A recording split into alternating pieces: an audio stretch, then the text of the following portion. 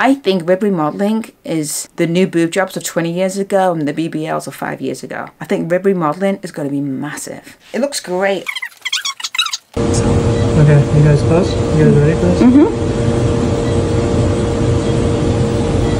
Back that. That's one. Hi, it's Mailing. Yes, I did do rib remodeling on October 27th, just about over 2 weeks ago. I'm being totally vulnerable here because before I made the decision to do this procedure, I tried to research as much as I could and I couldn't find any YouTubes or any testimonials of anyone who's done it. And this is why I'm making this video. I'm going to be filming consistently every week my recovery and my changes so I can give more information for you guys and the results. At the end of the day, if there's not much results here, then it's not worth the cost all the time at the gym, all the time wearing a corset. I'm going to go into just week 1 with this video, otherwise it's going to be an hour-long video. It's a new procedure. The procedure is actually quite non-invasive. I was kind of shocked. It wasn't something I was planning on doing. I was actually doing a breast lift revision with Dr. Erickson. I saw on my doctor's Instagram, sorry, my dog's there, so if you hear any weird noises, it's not coming from me. And I saw that he was doing an advanced course on rib remodeling, and I looked into it. Then I saw that rib remodeling, when I looked it up, there was incisions of 1 centimeter slices for each rib. So the new advanced technique that Dr. Erickson was doing, no more incisions, just little punctures. Going back maybe a decade ago, people were getting a more narrow waist by removing their ribs. 1, that's out of the question for me. I think it's insane. 2, my job is action movies. I'm an actor. I was in Wonder Woman and Suicide Squad and whatever, and I play a lot of superheroes. If I take a kick to the kidney or the lung, I need some protection there. Mongal. A peaceful warrior, but my fist will do demolition. Ambition raw combined with a future vision. I train my heart to be pure with super intuition. Come for all is no cure to heal, it's my mission. Fly like a falcon, fly across the land and hit him with the fist of the Shaolin attack like a... So from what I saw, it's not breaking your ribs, it's more of a cracking of your ribs and remolding them. When I saw this, I reached out to his assistant, Juanita, who's lovely, for more info. She wasn't sure of a lot at the time, because obviously he's doing a new course. But if I was going to consider it, she told me I needed to get a chest X-ray ASAP. Because I was flying in 2 days if I was considering doing this and add it in if I wanted to, but I couldn't do it without the chest X-ray. I think now on his Instagram it says CT scan. So I don't know what happened because it was 2 weeks ago I did a chest X-ray. So you would have to discuss that with him. I raced down to Santa Monica before the gym, went to the imaging center, and it was going to be quite cheap actually. It was about $100. But then they looked at my insurance and they said I was covered because I met my deductible, so it was free. That's incredible. That usually doesn't happen for me. So I ended up doing the X-ray and they could fit me after the gym. So I trained for the last time and I went back and did my X-ray and I sent it to the doctor.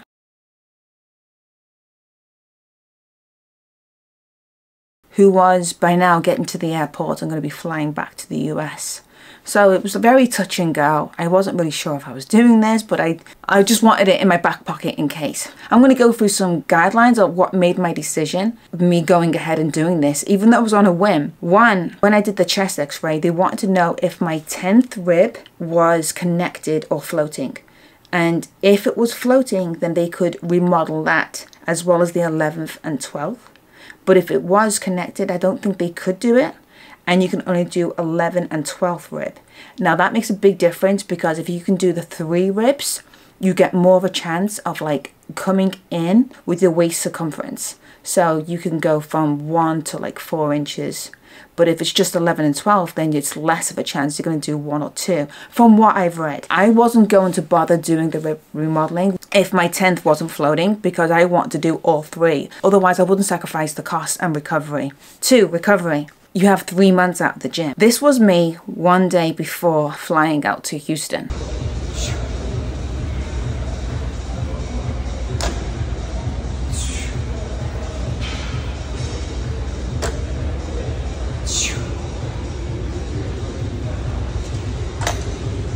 If I was going to do the rib remodeling, I couldn't be doing the heavy weights for probably for 6 months because I have 6 cracked ribs. So we got to Houston and we stayed at a great Airbnb. I'll link it below. It was really cute, really close to the surgery. Because my boyfriend was there to look after me, I didn't want him too far away. I didn't want a big house. I wanted to be quite close to him in case I needed him. And this place was great. It had a big couch, it had a big TV, because all I'm going to do was lie down and rest. So the Airbnb was perfect. It had a driveway, privacy, everything. I'll link it down below. I arrived on Thursday, did the surgery on Friday. I thought I was going to do the consultation on the Thursday, but because of his flights, I was going to meet him on the day of the surgery, which I was nervous about because I still didn't know what my decision was. One thing to know, if you're not really sure if you're going to do something at the time of signing the papers, they will make you pay for everything up front, and then if you decide not to do it, they will refund you. So what to expect? On the day of the surgery, I had to wash myself with dial soap, and I had to wash with that on the night before, and then again on the morning of. Can't eat after midnight or 8 hours before your surgery, or drink as well, or your surgery will be cancelled. They advise you to go in a robe and some slippers. If you're going to go in hoodie and joggers, then you want a hoodie that's got zip up the front. You don't want to be doing all of this when your ribs are fragile. I used a robe. I would advise you to braid your hair. I don't know how to, I can do a plait, but I can't do a full braid. Going into surgery, I just put my hair into a bun. No nail varnish. I'm going natural now, so I'm doing treatments on my nails, so that wasn't a problem. No makeup, no creams, no deodorant. So I met Dr. Erickson. He's actually a very kind, calm guy, and he made me feel super comfortable, and he reassured me that the scars were not going to be incisions. It was just this new technique where they just do a, not drill, I don't want to say drill because that would freak people out, more of a poke. What is it? Puncture.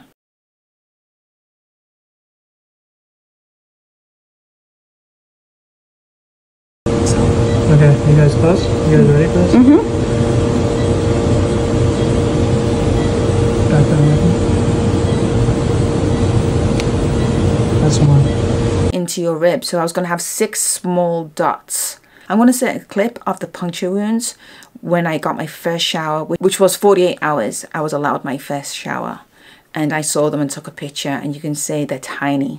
And on my week 2 video, I will show you what they look like now, like nearly disappeared already. And I've not even started the silicone treatments. I flew in on Thursday, did the surgery Friday, and I did the post-op on Monday and flew out Monday night. They usually want you to stay a week, but because I just did the breast lift revision and the rib remodeling, I was allowed to go on the Monday. So it was like 4 days, which was great. If you're going for something more intense, obviously you got to stay a week. So we did the post-op and I got to the airport. You're advised not to carry anything over 10, I think 5 or 10 pounds. So I let my boyfriend do all of the suitcases for once. I had a week's worth of medication, so I didn't drive until a week after. I was trying to recover and sit on the sofa. I didn't get my corset until post-op because I was surprised waking up and not having a corset on, but I didn't get it until the Monday. I don't know if that's going to change. I don't know why that happened. So once they crack the ribs, it's down to you to be wearing the corset for 3 months. As I said, no gym for 3 months. And you have to wear the corset, they said 24/7. Apart from when you're in the shower, as soon as you come out the shower, you put it back on again. I've really just started to wear the corset the last couple of days, around the week 2 mark, because something went wrong. I'll go into that on my next video, which will be week 2. Right, I'm going to show you the corset. I'm going to be wearing the surgery bra for the next 6 weeks for the stitches to heal and the scars to heal. So excuse the old granny bra there. But this is the corset that they give you. This is the medium. The doctor said he will send me a small in time because he didn't have much in stock. It looks great on the front, but once you turn around, it's a bit more thick because you get these like piping on the back here. On week 2, I'm going to show you what the doctor told me to do to keep measuring and adjusting the waist. So that'll be in my next video. One of the biggest tips I can give you, when you're wearing a corset like this, you can see there's all this Velcro. And this Velcro is going to touch your skin and really irritate your skin and be scratchy. First I went to Target to see what I could get, and everything was 30, 40 bucks, and I thought that was ridiculous. So I ended up going to Ross and TJ Maxx in LA. I found these kind of shapewears. It's seamless. It's kind of like a shorts with a, what is it? High waist firm control pant. So you want something like this that's going to go below your chest and down to here. So what I ended up doing, I ended up cutting this off and then just using it as a tube, like a tube top, and putting that across my skin. This is a medium, but I could probably do with a small. I did buy a large thinking it would be more comfortable, and then I realized when I took off the corset I had loads of wrinkles and creases, and so you don't want to do that. Try to find one that's seamless. You don't want divots everywhere as well and creases everywhere. You try to keep it as smooth as possible. I've seen a lot of people in surgery, they use like seamless tank tops, and I don't like the idea of all the strap. You know, I'm already wearing a surgical bra. I don't need something else. I just wanted something that was covering here. So this is perfect. Get that, cut it there, and this cost me, oh my god, this one I found in Ross for $2.99. This one I think was $9.99. What is it, Skinny Girl brand, and that's medium. I wear everything inside out just so it's more seamless as well. I just want everything smooth on my skin because it starts to like, you're wearing this for 3 months, you don't want to start getting like irritated. That's one tip. And then I'm also going to show you how I sleep. Let me put this back on. So I'm wearing this like high on my back and kind of low to keep away from the anchor scars here and not irritate them and hurt my stitches. A reason I wanted to do this, I'm probably going to be crucified for doing this procedure, but my body's kind of my career. I tend to always be cast as roles who are superheroes or warriors or something super fit. I've been pounding weights for over 2 decades. I took my body to the extreme and to stage ready and film ready so many times.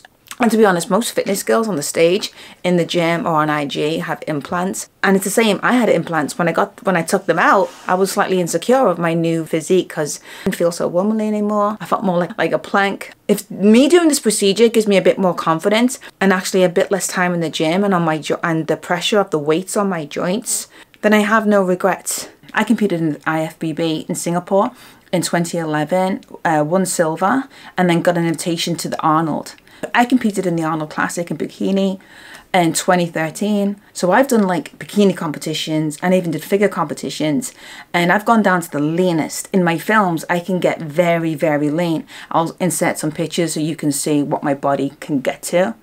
But when taking out the implants and I'm down to an A, I have big quads. You know, my nickname is Quadzilla. I've always kind of had a bit of an insecurity about how wide my waist is. People have mentioned that it could be from all the heavy weight because of all the squats and deadlifts, and I don't know how true that is. I'm not a scientist. I'm a personal trainer, but I don't know how true that is. You'd have to go to someone like Dr. Lane Norton to find that out. I always had a slight flared rib cage. Thought I had a body of a hot dog. Even when I was really, really ripped, I kind of went straight up and down. Now with the implants gone out, my curves kind of went because of my quads, and then my shoulders, I'm just kind of like, when I saw this procedure and it could take your waist in up to 4 inches, I thought that was incredible. Pain is not excruciating, it just feels like someone kicked you in the ribs. Actually, a few movies ago, I was actually kneed in the ribs by the Green Power Ranger. Bless him, Jason David Frank, he passed away sadly. But we did a fight scene and we didn't have much rehearsal, and his knee connected to my rib and I went down, and it just feels like that. It just feels like someone kicked me yesterday and I'm just covering. The pain is not that bad. It doesn't feel like you've broken a bone. It just feels like you've cracked something. I don't know how to, that's all I can say. But I found sleeping with a corset is difficult. And for the first 2 weeks, you're supposed to sleep upright. I'm going to show you how I positioned my bed and my pillows to help me sleep upright for the recovery. When you recover from surgery, they want you to sleep on an incline. This is what I did in Houston in the Airbnb, and I carried it on to when I got home. And you can just make this out of mountains of your own pillows instead of buying the contraptions and stuff. Ignore, this is my boyfriend's shoulder therapy pillows. Ignore that, that's nothing to do with it. That's his side, this is my side. So what I did for the first 2 weeks, the first week especially, it's a lot of pressure in your ribs to lie flat. So starting from the top, I got 4 pillows and just made a incline for my back and my head. Now a little tip that I did, I rolled a towel up and put like a hair tie on each end, and if you're lying on your back and your head keeps swaying side to side, I wrap this around my neck and it stops my head moving from side to side. And then sometimes I just grabbed it on one side and I would just put my face against it. And then here in the middle I got a thermo. These are all soft pillows, but here I got a therm pillow So my head would be up there, my butt would be here, and then my legs would be raised over this. It just helps you on your lower back. You don't want to be sleeping on an incline and then flat legs, because your lower back is going to kill. Sorry, this is the wrong way. And then this is my little genius idea. So my butt was there, and then my legs were raised. I put this stopper here so my feet was against that so I wouldn't slide down, because after that first night it was so painful on my back. And to stop this from flying off the bed, you can get a painting or a board or something to just jam between the bedposts if you have one, and it stops that from budging. Now that I'm past 2 weeks, I'm slowly going to start lying flat and I can get rid of all this. I'm filming this today, post 2 weeks up in a couple of days. This is for my week 1 video. I'll film tomorrow probably for my week 2 video to catch you up, and then on Friday I'll start to film for my week 3, because that will be week 3. I'm going to wrap it up for week 1. If you have any questions or comments on this procedure, please leave below. Be kind. I know I'm opening myself up to be slaughtered here. If surgery is not your cup of tea, then why are you watching? If for anyone else who finds this informative, then please subscribe and then put that notification bell on. You'll get a ding for each weekly video that's on the Rib Remodeling series. Tonka, are you bored? Are you bored? Hey, let's go.